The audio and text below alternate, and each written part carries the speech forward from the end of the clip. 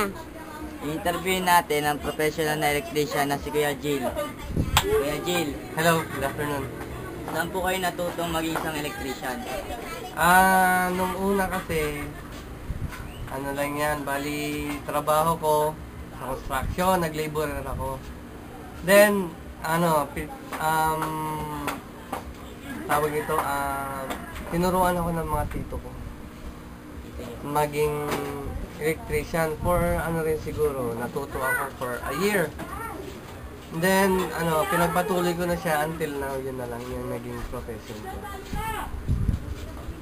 Ano po ba yung mahirap na na-handle nyo sa pagtatrabaho? Ang pinakamahirap kasi na na handle sa sa electrical yung mga live na gagawin mo.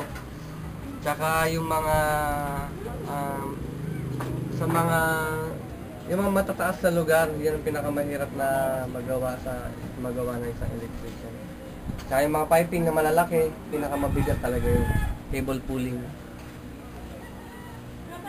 Kailan po kayo nag-umpisang maging isang electrician? Since 1996 pa po hanggang ngayon. Ano po ba mga gamit sa pagtatrabaho bilang isang electrician?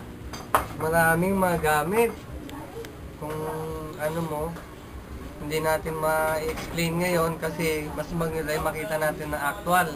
Pero ang basic lang na na gamit ng mga electrician is pliers, long nose, screw, Phillips screw, flat screw, tester number 1, sa test light. Saan po ba nagmula yung electricity? Pagkakaalam kasi yan sa electricity, hydropower na electric plants. Yun lang ang pagkakaalam ko yan. Tapos dadaan ng mga distributions.